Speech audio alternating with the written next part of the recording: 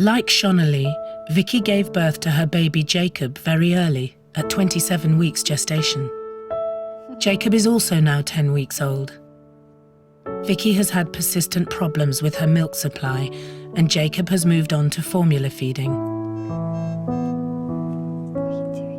He's having difficulty coordinating sucking, swallowing, and breathing, and this has become an obstacle to his being discharged from hospital. Bottle feeding needs support and consideration for the preterm baby because it does present some specific challenges of its own. So sometimes the need to suck overrides the need to breathe, and babies will continue sucking because it's such a strong reflex and not stop and breathe. And this is particularly so with bottle feeding, where milk just continues to flow from the bottle. It doesn't stop in the same way as it may do with breastfeeding. So the baby just continues to swallow, swallow, swallow, and actually can end up having sort of desaturations and apneas during feeding because they're still immature and not able to control that coordination. So the stethoscope's going to allow me to listen to his swallowing and also some of his breathing within that to see if how coordinated that is. Okay. Speech and language specialist Stacey has come to observe Jacob having a feed.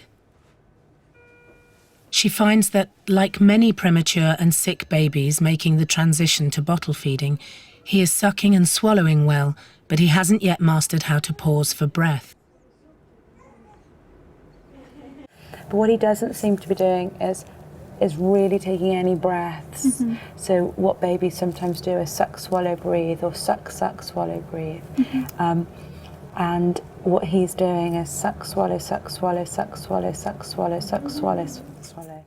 Although it can be challenging, there are ways you can help your baby. As with breastfeeding, the position you hold your baby in is very important. Fatigue, what we call fatigue. Positioning is something that we can help with bottle feeding. So the classic bottle feeding position for a term baby is being held in the crook of the arm and the bottle given. And this is quite a difficult position for a preterm baby who may not be as strong at controlling their neck and able to sit as upright or just very small and kind of disappear into the crook of an arm if you try and sit them.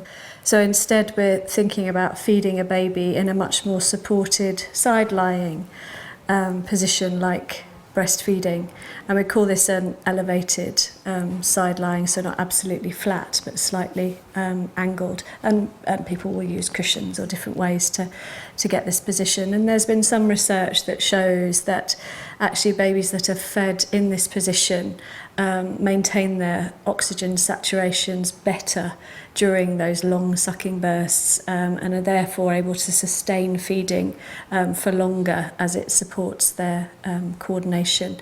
It helps the milk not to rush to the back of their mouth. They can dribble milk out of the side of their mouth if they're struggling to swallow it. Stacey advises Vicky to feed Jacob in this position, lying on his side, well supported, with his head slightly raised. And actually, if he can't cope with some of the flow of the milk, it's just going to drip out and not cause him any trouble. Another technique that can help some babies is to pace the feed, removing the teat every few sucks to allow your baby to get used to pausing for breath. Quite commonly sort of... So we would watch a baby quite closely during their sucking bursts, and when they start to show signs of not quite getting the coordination right, we might actually take the bottle out and give them that opportunity to pause. And sometimes you see the sucking, even when the bottle's out, carry on going, but it means that the baby's actually not still swallowing and is able to calmly breathe and recover. And it may be that a baby just needs pacing in the first few very hungry bursts of feeding, and then will find its own rhythm. But again, a very important time to watch a baby's cues and pick up on any signs that maybe they're struggling to stop and breathe. The transition to formula has brought other challenges for Jacob. He's become constipated, and Vicky's been learning massage techniques to help. Jake's been suffering with some constipation. It's one of the side effects of the milk that he takes, the high-calorie milk.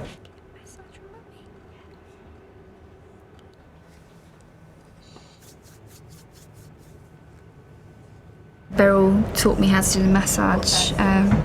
The movement and the warmth apparently makes it a little bit more comfortable for him.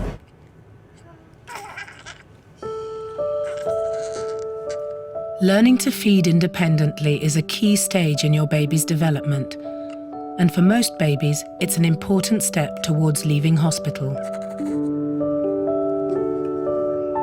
You can learn more about getting ready for discharge from hospital in the film Preparing for Home.